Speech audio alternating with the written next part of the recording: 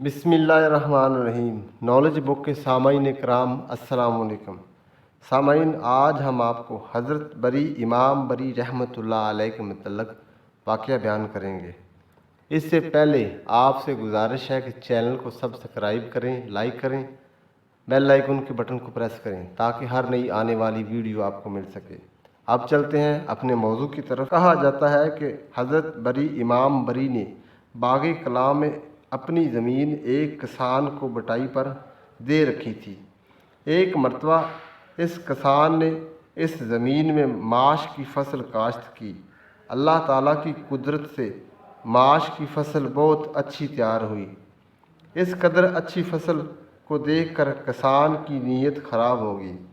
उसने फसल को काटने के बाद साफ़ करके माश निकाले और सारी माश घर में ले गया।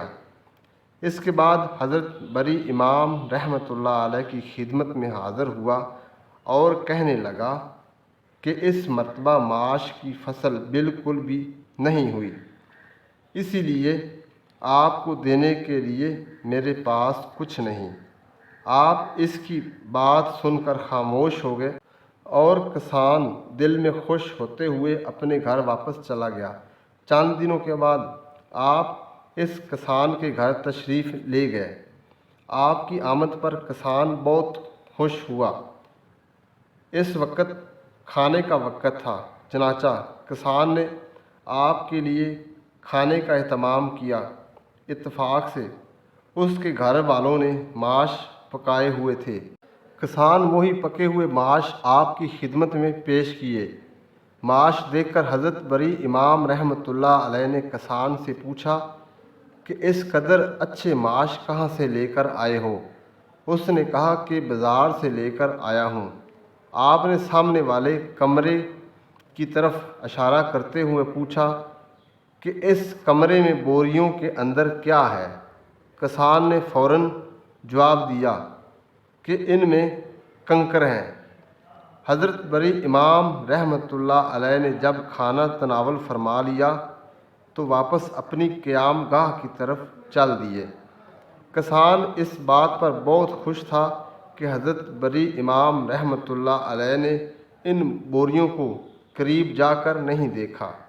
अगर देख लेते तो इसका राज फाश हो जाता।